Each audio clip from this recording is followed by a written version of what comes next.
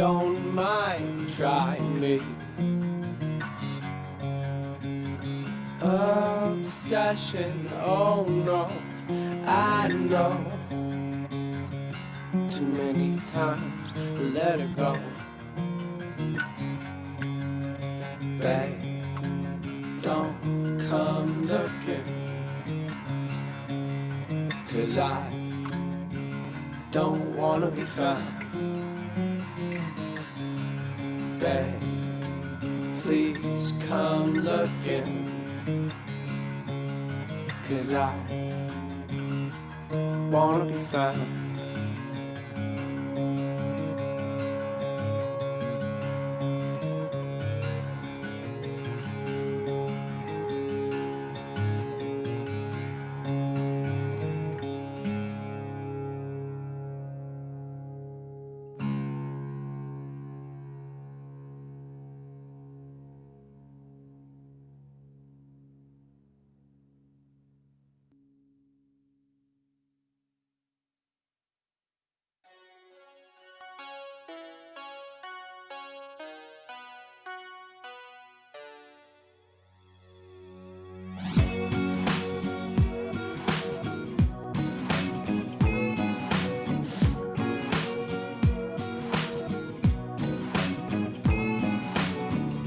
Oh baby, why do I love you so?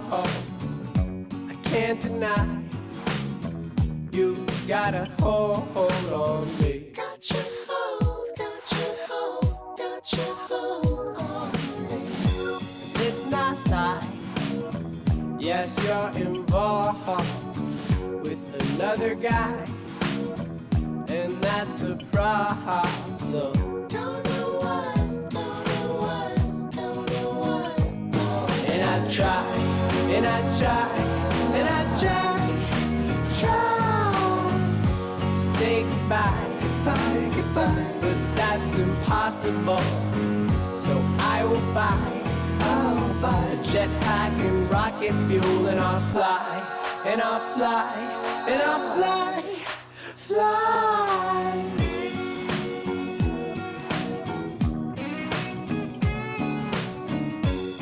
What if we never met again? I'd need some medicine to survive. to survive, to survive, to survive, to survive. Because you see, I am no veteran. This feeling you only get once in a lifetime. Only once, only once, only once. Just And I try, and I try, and I try to say goodbye, goodbye, goodbye, but that's impossible. So I will buy I'll buy a jetpack and rocket fuel, and I'll fly, and I'll fly, and I'll fly, fly, and I'll find you again. Yes, I'll find you again. Oh, I'll find you again. I'll find you with my jetpack and rocket fuel. Said I'll find you with my jetpack and rocket fuel. Said I'll find you with my jetpack and rocket fuel. Said I'll find you with my jetpack and rocket fuel. And I try, and I try, and I try to say goodbye, goodbye, goodbye, but that's impossible. So I will buy I'll buy a jetpack and rocket fuel, and I'll fly, and I'll fly, and I'll fly, fly. But if we never met again? What if we never met again? What if we never met again? What if we never met again? Oh no.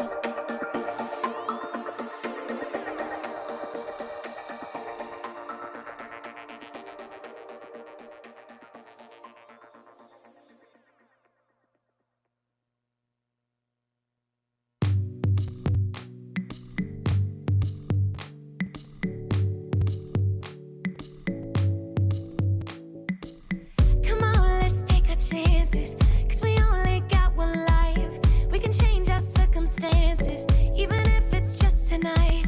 We can get lost in a moment, and the moments after that. You and I can start it over.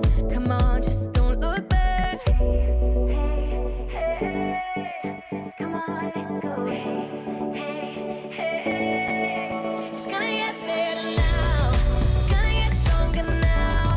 It's gonna get better. Hey, hey, hey, hey. It's gonna get better now.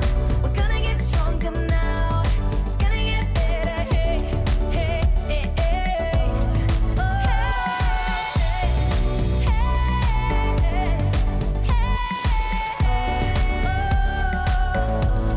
it's gonna get better. We can live against the grain, 'cause we only got one shot. We can jump in unafraid and give it all we got. Come on, let's take our chances, 'cause we only got one life. We can change our circumstances, even if it's just a night. Hey, hey, come on, let's go.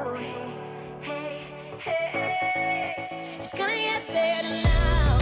Gonna get stronger now. It's gonna get better. Hey, hey, hey, hey. It's gonna get better now. We're gonna get stronger now. It's gonna get better. Hey, hey, hey, hey. Oh,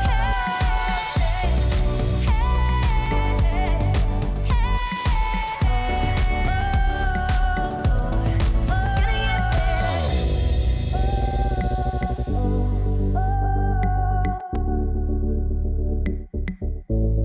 It's gonna get better.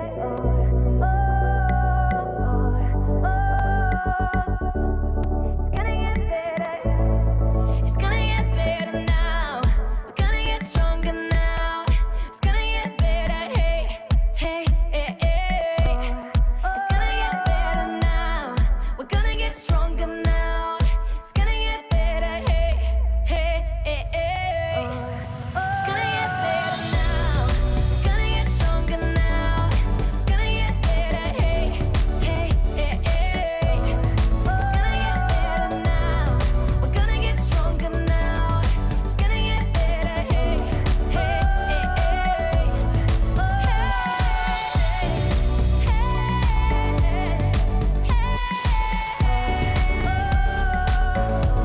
It's gonna get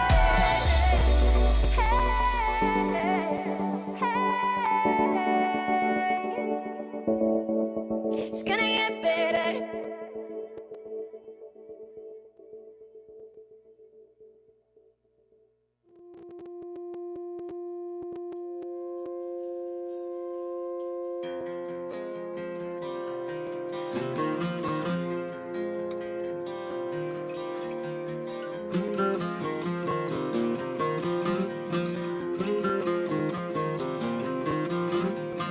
I told my brother about love and all its appeal. It's on each other to determine just how rich it feels. He asked me why does it hurt, and I don't know what to say though.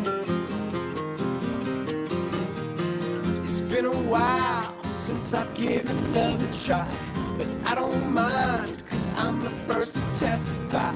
He asked me why does it hurt, and I don't know what to say though. Please go paint time. Red hair with shades of brown. With them shades of brown.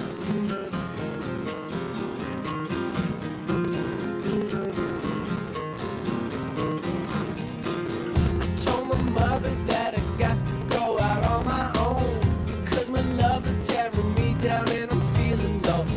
I asked her why does it hurt, and she don't know what to say though. You'll be fine, just right now you're hypnotized. Just keep it moving and you'll find another free of lies. I asked her why does it hurt.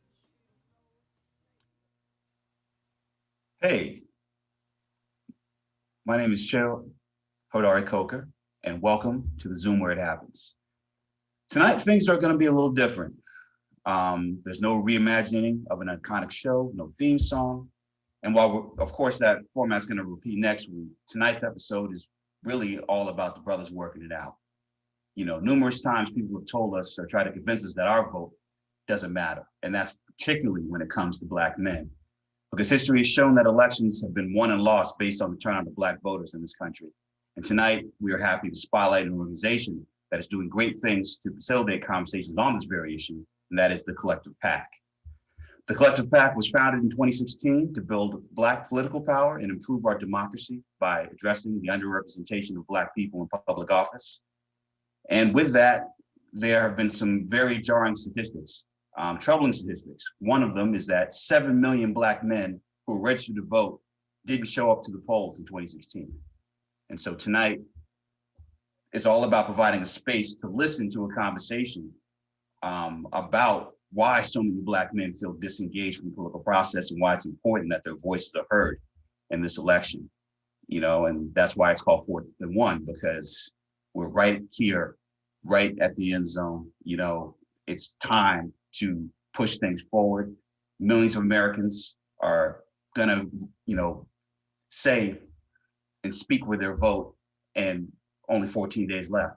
And so with that, I want to introduce Samuel L. Jackson, Anthony Anderson, Cedric, and Karamo, and let's get into it. How's everybody doing tonight? Good. Yeah, you know. What's up, brother? So, you know, I want to keep things really conversational. And, you know, despite having just kind of read something scripted, the rest of tonight is let's let it all hang out. Let's just get loose. Let's just talk about what's happening. Because these numbers, when you look at them, are just outrageous. The last election in 2016 was decided by 79,646 votes. So when you look at the fact that 7 million Black men that were registered didn't vote, and that all across the board, the Black turnout was lower, and that 400,000 Black men specifically didn't vote in 2016 compared to 2012. And also with all the disenfranchisement going, I get this is open to the floor, whoever wants to answer first. Why do we feel as Black men that our voice doesn't matter? What happened? How do we become so apathetic? I'll ask Pam first. It is said. No, I was just going to jump in. I think, you know, the thing about most of the elections is that we've often been marginalized, where we do feel like we're just not a part of the system. At any rate, when you think about the last election, you know, I think that, you know, Hillary was a choice that didn't necessarily feel like people recognize or even identify with her. She's been a part of our lives, you know, through her, you know, husband's presidency and then being a part of Obama's administration. Yet there was not this connection to her at all. And then, and so Black men apathetically, like again, we not vibing with something. We just don't. We're not gonna go for the purposes of just to vote. We need to be motivated by the energy. Right now, I definitely feel that, you know, it's more Black men registered to vote, talking about voting in this particular election because of the polaristic nature of the current president. He's got people a lot more involved, one side or the other. Right. Yeah, I have a question just to follow up on that, Sid, or for anybody else on the panel. How do we change that? Mm-hmm. You know, I understand why the change is happening now because of the current administration, but how do we galvanize and get the brothers out to vote if they're not feeling a connection to any of the candidates? Because we don't go out and vote. We're still affected by what's taking place in office. And then now you're sitting at home talking about, oh, well, damn, you know, how we're all affected by this. So what is it that we can do to change that narrative?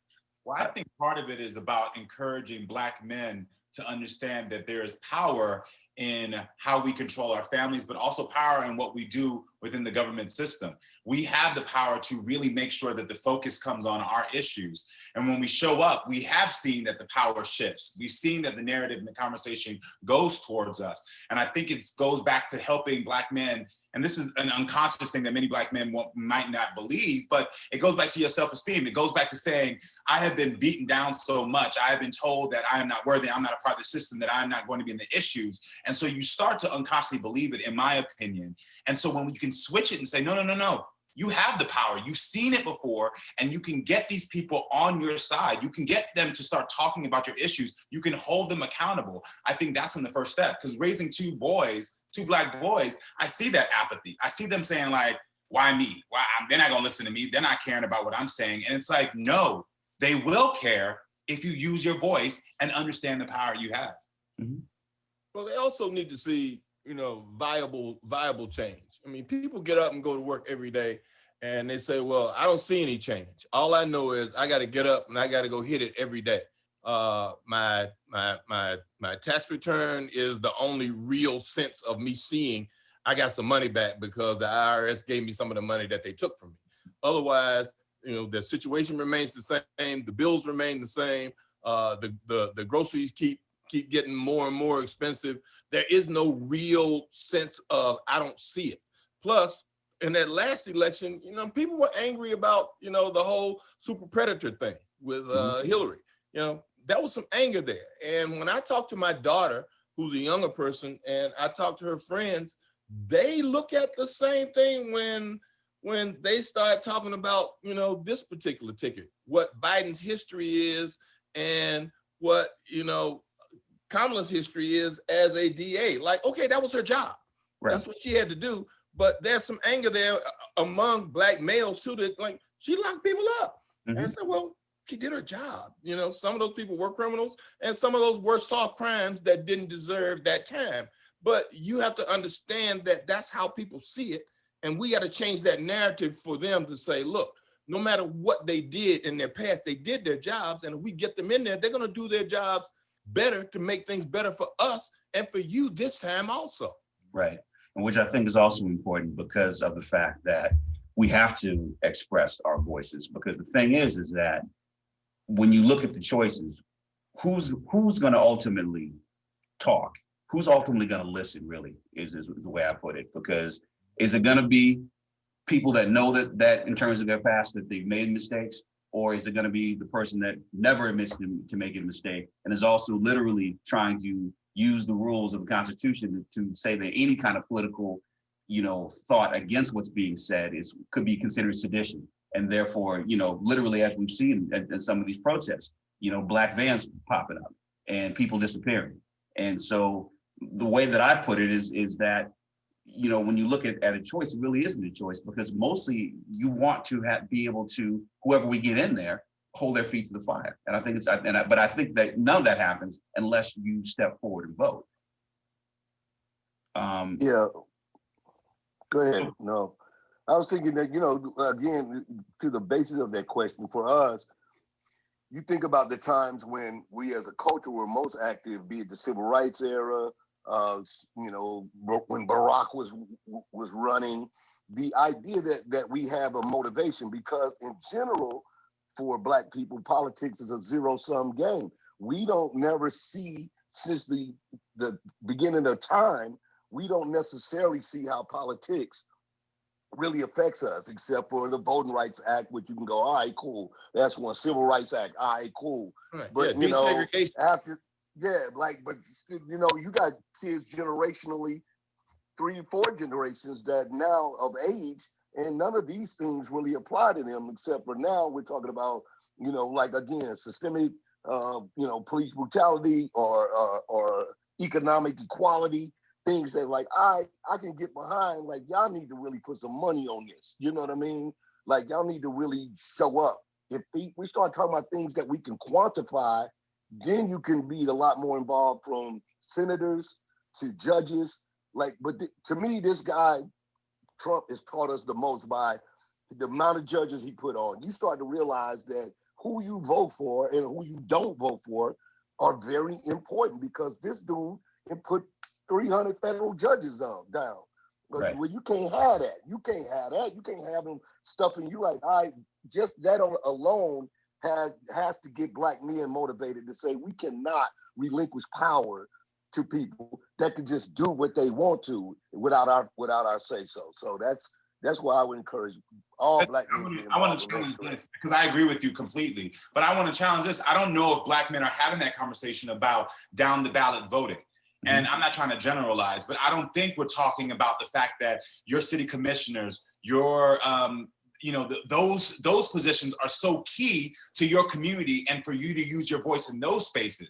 Because I think sometimes we get caught up on the general election and say, president. Yes, Trump has taught us that once he gets in there, he's going to work with all down the ballot to make sure that he gets the judges in. But are we having the conversation to say, hey, you know what, this Tuesday, you got the night off. Instead of go play basketball, instead of doing something else, how about you hit up your local city commissioner meeting and make sure your voice is heard? And I think those are things that we need to start encouraging each other as Black men to know that, again, we have the ability and we have the power to get into those spaces and make sure our voices are heard. But it starts on sometimes the local level as much as it starts on, the national level. Yeah, but it's also, of course, I mean, the fact that we need to pay attention to a lot of these Senate races, to a lot of the races, and when it comes to the House of Representatives. I mean, when people want to criticize President Obama in terms of what his administration did or didn't accomplish, let's make it like, we're going to keep with the theme of football. It's like, okay, you've got a quarterback, but you've got no offensive line, and you also have a defense that also can't keep you in the game. And that's if you want to say about what the Senate and what, the House of Representatives, the fact that there was no control from his standpoint. He was fighting every single time against an opposition, because it was almost as if the team was working against him. So I think that's one of the things really important is that it's not just about on a presidential level. Like, it's also about every single other race that you can vote in. Like, you have to vote, because that's the only way that you're going to see systemic, full-fledged change. And to piggyback on that, we also have to, like everybody said, Karamo said, we have to start at our local level with our DAs, our judges, our local congressmen, our mayors, our aldermen, because those are the things that directly affect our community. But also, anybody out there listening and watching right now, I'm curious to know how many people filled out their census report this year. If we talk about, how that's going, how our communities are impoverished, well, if you didn't fill out your census report, that's going to affect your neighborhood and you directly for the next 10 years. That's going to affect funding for everything that you need in your community centers, the police, all of that in your community. So it's not just about our elections, but it's also about the census. But since we've been introduced to misinformation, and again, I attribute this to the whole Trump campaign and all of that. Once people start to realize that they have, that there's misinformation going on, there's a distrust to anything that comes like that. Not even that I'm a legal alien of any sort. But again, people not filling out census because they thinking you gathering information on me that I don't know about you. And so people, they just look, if we Black and I got all my cousins living in my house, cause it's one household and everybody at grandma's house, you gonna hit me with the census and then come back and charge me some kind of tax for having more than 5 people living in my house. This the thing that they scare people with. So therefore, we find ourselves not want to do no paperwork. We don't want to be seen. We want to be on the low. Anything that we could do, that's just kind of with people I know, I'm gonna trust that. Mm-hmm. So we get constantly put in a trick bag for those very same reasons. But it's also intentional. It's intentional from those powers that be, so they can control those dollars. And then at the same time, also, when you look at the lack of turnout, or people really, or what they call suppressing the vote, trying to convince, our people in particular that our voice doesn't matter. But when you go all the way back, one of the things that we were talking about in the green room before we got on, Sam, you were talking about how when you were a kid, hearing the phrase "I like Ike" in terms of your parents getting involved in the process. Was that the first election that you remember? As a child, I remember the first person that I was aware of who was running for president or was a president was Eisenhower, because that was the thing. My grandmother even had a button, the "I like Ike" pen. And through that, I started to understand that we were part of a process that makes this country run in a specific way. Mm-hmm. That my grandmother, who I respected and loved, she didn't sit around and talk about what his policies were, but she made a choice of who this person was she was going to vote for, and she went to vote for him, and they talked about it and what those things meant to them. And as I got older, the next election meant a little more. Or like I said, I watched the Today Show every day to get my current event to go to school with, so I could, you know, stand up and say my little piece. But you start to learn that voting is an important thing. And by the time I was in junior high school and the civil rights movement started to happen, then I understood who those people were who were in power, who could make that difference, who could pass the law, that the fact that these people were on television being, you know, water hosed and dogs being turned on them, and the sit-ins were happening, that this was a national platform that made people see, and there was a person that was there who could say, okay, send in the troops, make them stop that. That's when I started to realize the political process of what kind of power the president had or the attorney general had, and all those things, and what those voices meant, and what that sacrifice meant for those people that were doing it. It wasn't as bad as my little, you know, segregated town that I lived in, because I knew there were places that I couldn't go, things that I couldn't do, because that's just the way it was. And I was taught that to be safe, and so that I could grow up and be alive, to stay alive. And that, you know, there were other people and other ways of fighting that in a legal way that we knew nothing about as children, but our parents were telling us, this person here can change that. That person there doesn't want that to change. And you could see who those forces were among, you know, white people, which was like, to me, I just thought all white people thought alike. So all of a sudden there was some white people in Washington doing this one thing and some white people in my place doing another thing. But even if they did think alike, it wasn't this craziness that we have now where, you know, people were trying to figure out a way to come together to make this stop. You know, now they're not trying to figure out a way to make this stop. And voter suppression, when you start talking to brothers about it, you have to make them understand, like we always say, if your vote wasn't important, they wouldn't be trying to take it away from you. Right. You know, understand that. They are trying to diminish you by putting you in a line for 6 and 7 hours so that you won't go down there. I got to go to work, man. I ain't got time to stand in no line all day. You know, damn, I'm gonna lose my gig. Or I can't afford not to be at work that day, or it don't mean nothing if I don't vote. You know, but that's just you. But if a million you say that, it don't mean nothing, then it's a big deal. Right. So don't be that one in that million. So make sure that you are the one, and tell your boy to go with you. You know, if y'all ain't doing nothing, y'all take your boy with you. You know, it's just that simple. I got a thing today about, you know, calling people. You know, call your friends and say, you vote yet? You need a ride?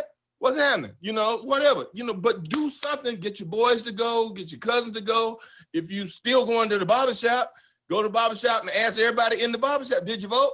You know, but it's a revolutionary act. Believe me, you can't go out there and just jump on somebody and beat somebody down because they got a red Trump hat on, but you can go out there and vote, because believe me, they are.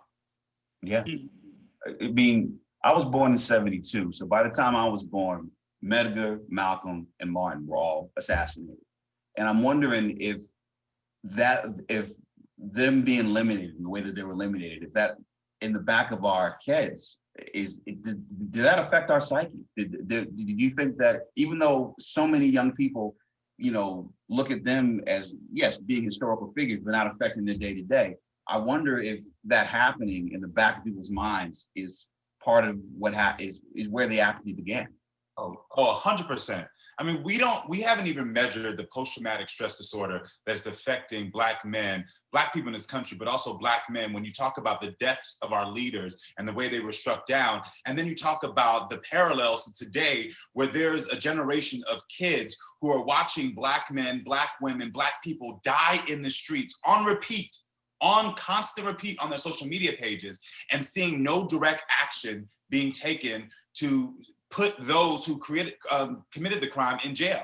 And so that post-traumatic stress disorder does mess with your mentality, because it then creates that apathy. It creates that, like, what said about like, nah, you know, I don't want to give you my information about the census. It says what, you know, what Samuel said about like, nah, you know, I don't know if I'll whoop your ass if you got the red hat on, but I don't know if I want to go out there and vote. It creates a sort of disconnection that we haven't even started to measure really.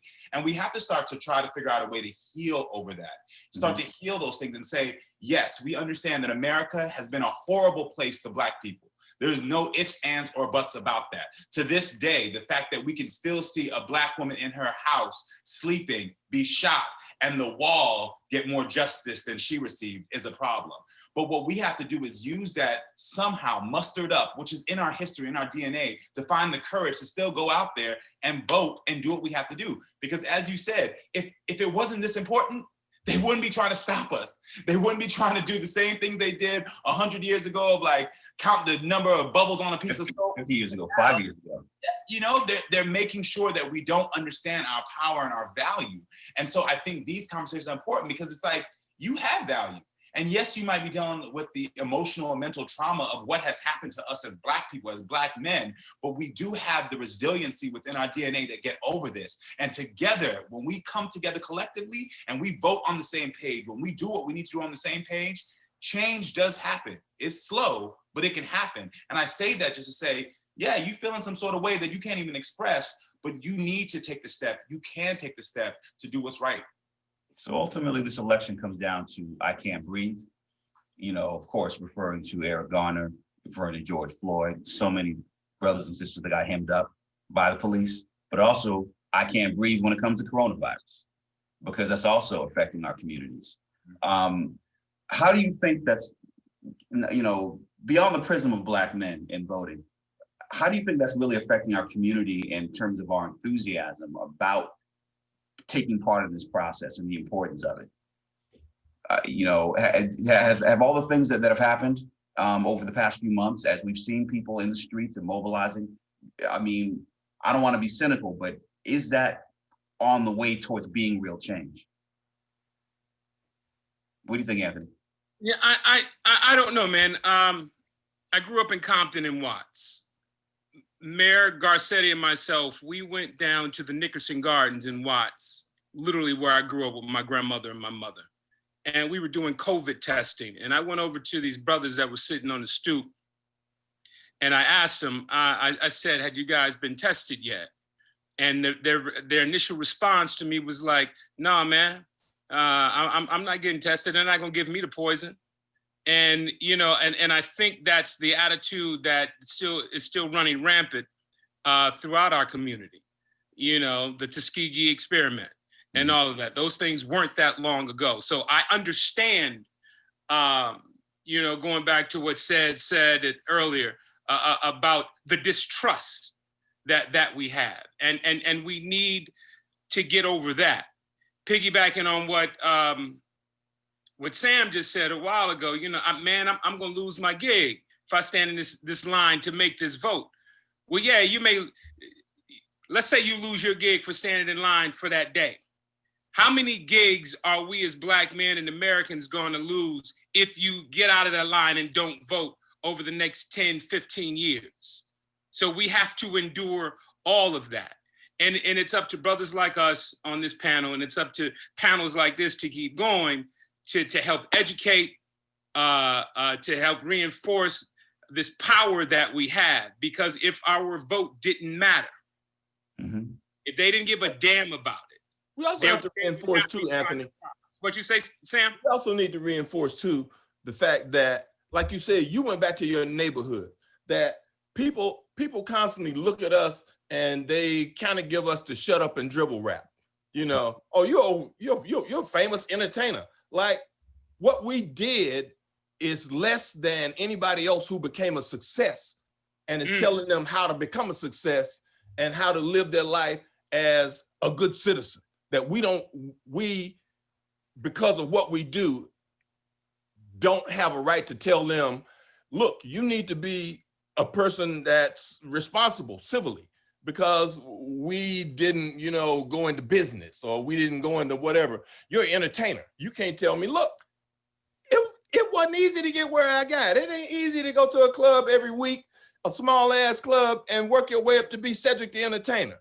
or to go from being Anthony, Anderson, the kid from Watts. It ain't easy to go from where you came from to get to where you got to. It took us something, and we had the kind of people around us that looked at us and said, you can be someone. Now, maybe we need to reinforce that all the time, but we need to let people know that if you don't vote, you are no one. You have no voice. You have no right to complain about anything that happens in this society because you're not participating. Mhm. Just because you get up and go to work, okay, fine. You're helping yourself survive, but are you food insecure? Which is that new thing that pisses me out when I hear it. I go, that's hungry. Me talking about food insecurity, it's hunger. And if you're not doing your part, or if you're not voting and making sure that you got people that make sure that your kids can be educated, that your kids can be fed when they go to school because you don't have enough. Make sure you are participating, but don't look at me and say, you can't tell me that because, you're a rich ass actor. I worked hard to get where I got to, and I do as much as I can to make sure people behind me understand and can live their lives in a specific way. I don't just live my life and don't think about y'all. I got relatives just like y'all. Right. I made it. Correct. 250 cousins and aunties and uncles. They're still in the struggle just like you. Exactly. And I want them to have health care. I want them to have food. I want them to have the things that they need. So I vote, I encourage them to vote, and I encourage other people to do the same thing. It's a passion. We got to fight for ourselves like we've been doing since we got here. Right. As soon as they freed the slave brothers start running for office and had a whole bunch of offices. Slaves voted. As soon as they were able to vote, they voted. And then they suppressed them later when they realized, oh my God, they got a voting block. What we gonna do? Right. That's when all that Jim Crow stuff started. Well, They understand they have a responsibility to stand up like those people did and take charge of their lives and take charge of the destinies of their children. Mhm. And I don't know what we have to do to emphasize that to them. But I mean, even for example, I mean, there's so many people that are coming out and saying like, this is their first time voting, and some of these brothers are in their 40s, and so like, how does that happen? Yes. I don't miss that civic responsibility. I don't understand that. I got to Howard University at 18 years old, and it was back in '88. Clinton was running. My drama teacher, my directing teacher, Vera Katz, asked me if I was voting. And I said, yes, but I need to get away to the polls. She gave me her car. Said, do you have a driver's license? I said, yes, I do. She said, take my car and go to the voting poll. So I packed the car with a few of my friends and we drove down there and we voted because it is my responsibility. I look at what Medgar Evers went through. I look at what Malcolm went through. I look at what Martin went through. I look at what all these men who were assassinated. It is my responsibility because they died for me to have this right to get up there and make change. For me, it matters not if nobody never voted before. Because to me, we have so many things that we're apathetic about that if you start this your first time voting, you're 49, good for you. Yeah. I want you to be the story. I want to encourage that. I want more people to do that because the traumas that we've had in our past, people got 100 reasons why they haven't done a million things. And, and again, but whatever's got you motivated right now, yell that, tell that story. Let other 49-year-olds be motivated by that because the spirit of what you know in all of us, I mean, I sit down with my kids. My son he's 19, just turned 20. We go through the whole thing. I'm going to vote with him.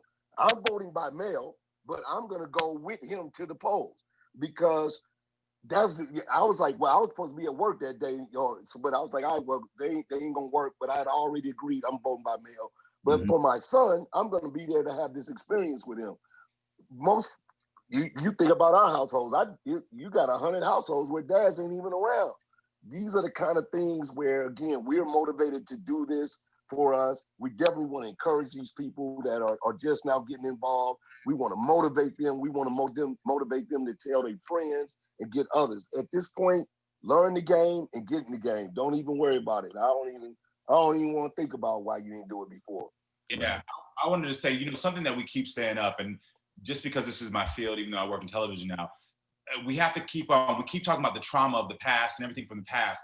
Part of this, and the reason why when you say that question of who could be 40 and not voted yet, it's what said, it's what we've all been saying, is that trauma. Right. And so I want to encourage people to understand two things should happen as we're trying to encourage Black men specifically in this conversation to vote, is to be able to acknowledge the experiences they've had that are legit and are happening still, that have happened in the past. Be able to talk to somebody and not be like, oh, you know, and not saying any of us are doing this on this panel because we're not, but making sure we're expressed to like young brothers, older brothers. We understand the distrust, we understand the trauma, we understand everything you're experiencing. And then always have some type of arsenal to give them some piece of education that could actually galvanize them to actually getting to the polls. So we were talking about earlier, Sam said this and Anthony said this about like, I can't wait in line because I can't lose my gig. That's a real fear. That's part of the trauma that we know that happens to us as Black men, the Black families. Yeah. That once you lose your job, there goes a whole slew of problems. So you have to prioritize which is more important. But I think giving them the solution of things like, there's a website that I went to called workplacefairness.org, and it gives you the state laws on voting rights and times off. And it just is a very easy list that you can go to, and it will tell you if you are in the state of Arizona, you get 2 hours off. It should be paid. And if anybody gives you any shit, this is the number you call. And I think giving someone understanding their trauma, but then also giving them a clear solution to say, all you gotta do is go to this website. You're already online. Just go see what your state is doing. That gives them the education so they can say, you know what? I am gonna go to vote and let my boss trip and let my boss say something. I know that I get 4 hours off to wait in this line and you better pay me for all 4 of those hours. But since we don't have the education and we don't have someone empathizing with the trauma we experience, we sometimes just back off. To your point, luckily enough, you know, that website does exist. It's votetolive.org. Votetolive.org, which when you go to it, will individually tell you, you know, what the individual rules are for your particular state. Not only will help you make sure that you're registered, but it'll also tell you all the different rules about, you know, registration, polling places. It's a grab bag of all the information that we need. And that's really when we come back to this conversation and Collective PAC and what the work that they're doing, it comes back to information. Information is the most important thing, you know, that we have. It's our greatest weapon. It makes you wonder, I mean, how so much organization happened over the civil rights movement without social media. We now have that advantage. And with that advantage, we have to take advantage of that by looking at the information and it not only individually looking out for ourselves, but also getting the word out so that people that aren't thinking about this are thinking about it and, you know, making sure that we're taking care of business. Anthony, what were you going to say? No, I was just going to say, do you have any information that you give out to the brothers who are listening who may have been incarcerated at one time? Because a lot of brothers who have felonies on their record think that they cannot vote. Right. And that was one of the things, you know, for years now that I've been out trying to educate them on. It was like, that is not the case. Mm-hmm. You know, every state is different. But I don't want to misquote anything. So if you have any information that you can share across the Zoom right now, I would be greatly appreciative of that. I believe votetolive.org also talks about disenfranchisement. You know, the fact that, you know, 1 in 13 Black people are disenfranchised because of that. And like you said, there are a lot of people that think that they can't, and exactly, rules have changed. But you have to look up very particularly where you live to make sure that you're not actually, you know, that a right that you have, you know, that they're not going to tell you that you have, you know, is there waiting for you to do it. Because I mean, what do they always say about us? They say the best way to hide any kind of information from us is to put it in a book, you know, and that's the one thing that we got to fight, you know, constantly is with everything that we do, is that they keep underestimating us and we keep proving them wrong. But we only do that when we're organized, you know, and we only do that when we're talking to each other and not shaming each other, but talking to each other about what we need to do and then coming together, you know, which I think is. I do think that, you know, and I just kind of heard this narrative being spoken of lately in this election. And I think what it breaks down to is that we're definitely dealing with not only whatever issues you have, be it, you know, taxation or immigration or any of these things that are, you know, very important to you. What we've come to learn is that we definitely want to get back to being a prideful country. We definitely want to get back to being the people that feel like we operate with someone who has integrity at the top, that's talking and dealing and leading our country. And I think that becomes the real simple factor right now, as far as I'm concerned. When people even I don't care what you believe, when you rock with this dude, dog, like you a person that'll just steal out of your mama purse, because that's what he do. If you're a billionaire and you don't pay no taxes and you go, oh, that's dope, and I gotta pay taxes, you're not willing to carry your part of the bill, dog. You're not willing to help out the whole group because you slick, and that's dope. That's not dope. That's not dope, dog. We all put in. We all put our money in. Yes, nobody want to pay a lot of taxes, but we do. And if we got certain things we do, but don't give that guy props for that. Don't give me that guy props for telling people the coronavirus is okay. Like, dog, like, you know, and again, I might be on my soapbox, but that this kind of personality is not who can lead a group of people. He'll lead you right into a trough of fire, like, and he willing to do it because he ain't going with you. He ain't never been nothing. He ain't going with you when he go for bankruptcy. He ain't going with you when he sue you. He ain't going with you when he cheats you out your money for going into his school. He ain't going with you when he cheats you out your money for building his casinos. He is him taking and then you falling, and that's Donald Trump life.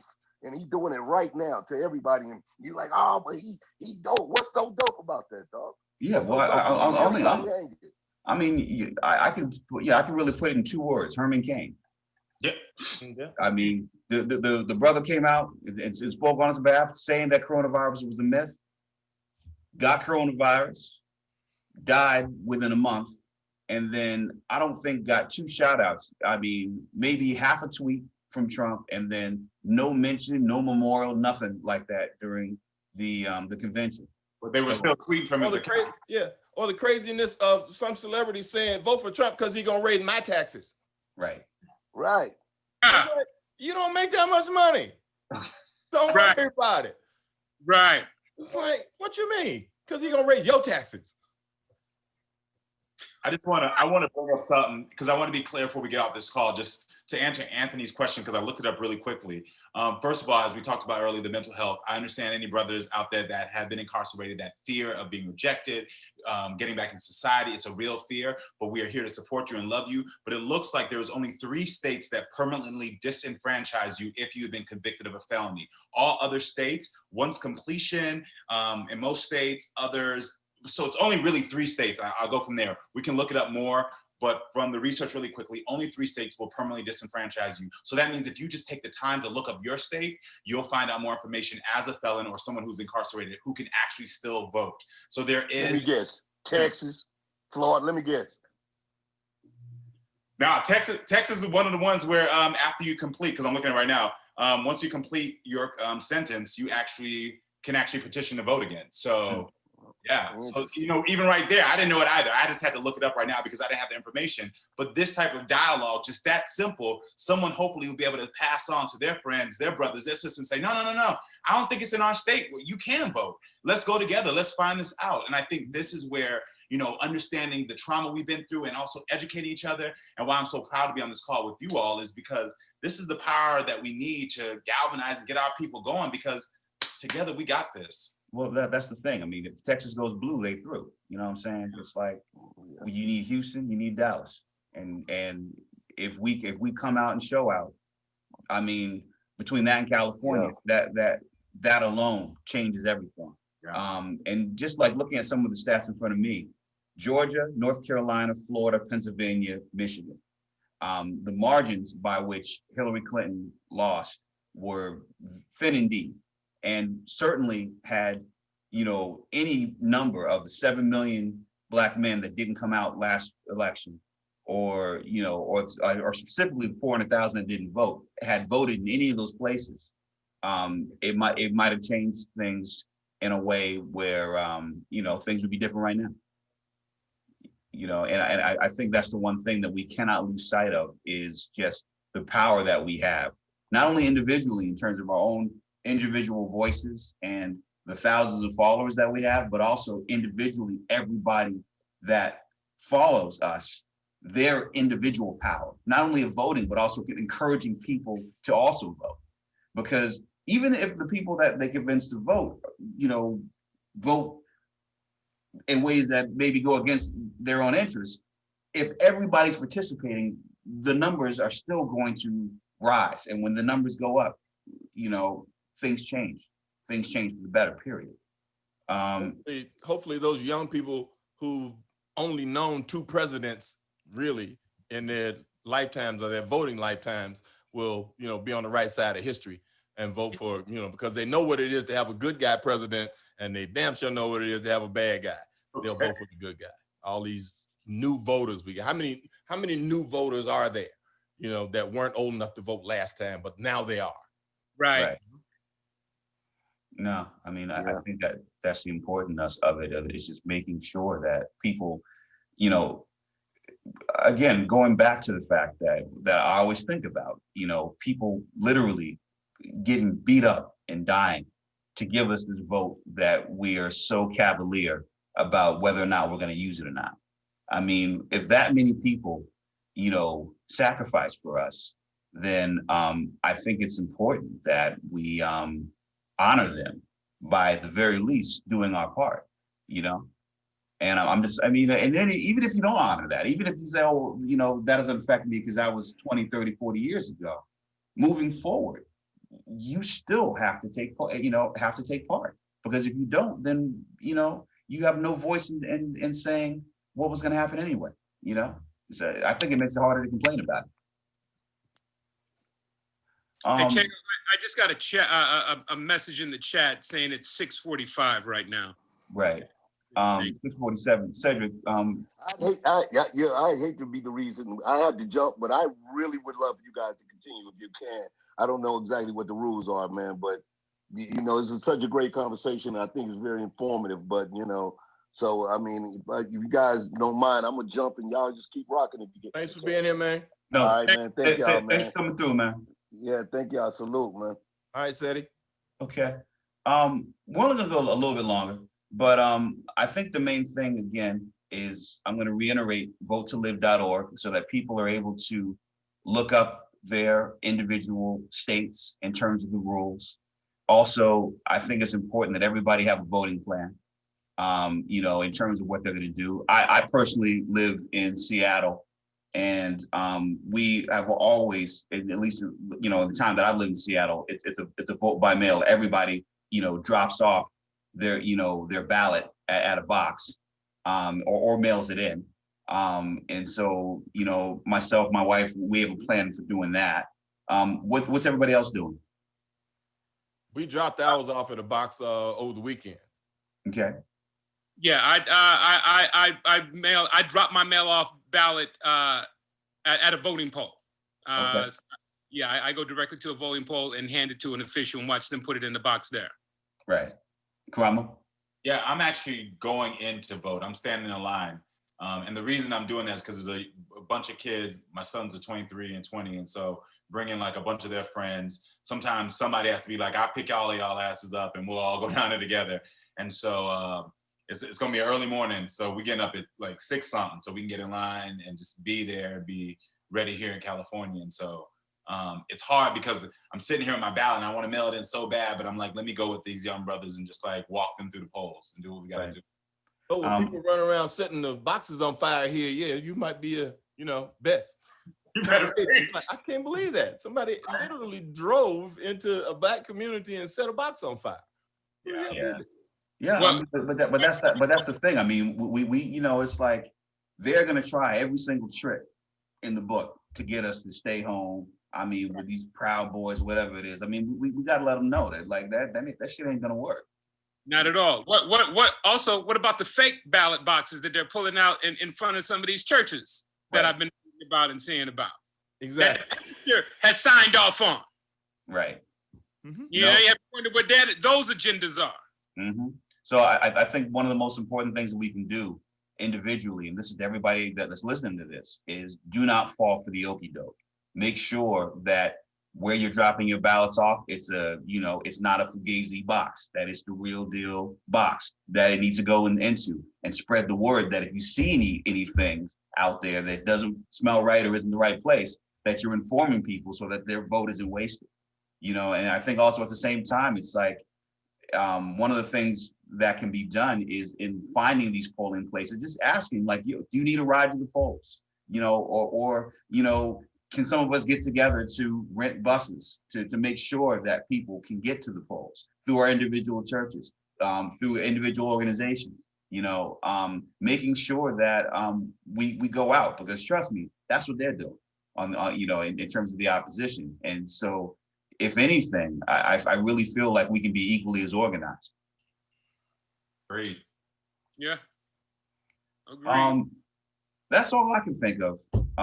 Is there anything else, that anybody wants to say about this? I mean, Sam, I've been seeing, your ads, for the campaign that have been great. Anthony, I watched the premiere of Blackish, both episodes about voting. Yeah. What else should we be doing? As we segue out. Getting information to the people like we've been doing tonight so far.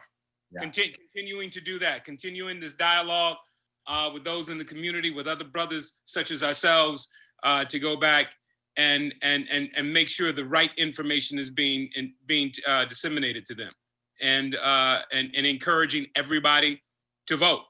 That's it. Call a friend, like Sam said. Hey man, did you vote today? Go to the barbershop. Did you vote today? Hey, let's do this. Yeah. People that are out there in the world, and passing other people, say, hey, good morning, did you vote? Simple. It's easy. Yeah.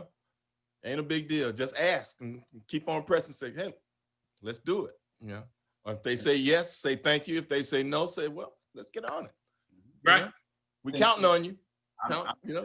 That's all. Encouragement, positive reinforcement. Yeah. I echo what Anthony and Sam say, of just like check in with people, make sure they're educated. But I think for me, I always try to belabor this point of just like check in with those and make sure their mental health is strong, because we are experiencing a lot of trauma as Black men, and we are consistently having to put that trauma down and pretend like it's okay, I got this, I'm fine. And we don't realize how it unconsciously affects us as we're going through our days and how we make choices. And so feel confident in checking in with your brothers, your uncles, your grandfathers. You check in with your sisters, your mother, check in with anybody who is Black in this country and say, hey, I just want to make sure you're feeling all right. And let's see if there's anxiety or depression that is causing you not to make a choice that is going to be beneficial for you, your family, and future generations. Because I think if you can talk about it in a safe environment, you'll start to see that it's okay to make choices that will benefit you. It's okay to educate yourself. It's okay to go out there and vote. It's okay to do what you deserve to do so that you can have the life you deserve to have. Or just pass on stories like the story I read today about this 95-year-old woman in, Michigan that made her grandson drive her, 600 miles, 300 miles one way, 300 miles the other way, just so she could go vote in Detroit, because she wasn't sure. She had moved to be with her grandson, that she was registered somewhere else. She made him drive her to Detroit so she could vote, because she has voted all those years, and she wanted to make sure she voted in this election. Right. 95 years old, went 600 miles both ways one day. Okay. That's what it's going to take. That's what it's going to take. I want to thank everybody for doing this. I'm sorry, pulling everybody away from the World Series and everything else, but I'm just happy that we were able to get together and talk about this. And of course, wanted to reiterate votetolive.org, votetolive.org, which I've also been informed also is going to provide rides to polling places. So you can look up, as you make your voting plan, you can go to, votetolive.org to make sure your individual states what those rules are. If you need a ride, people will give you a ride. Just get out the word, And again, I just want to thank everybody so much for doing this. And let's keep it going. Glad to be here. Thank you again. Vote, y'all, vote. Vote. Go vote. Go vote. All right. All right, y'all. Peace. Damn, all right. Peace.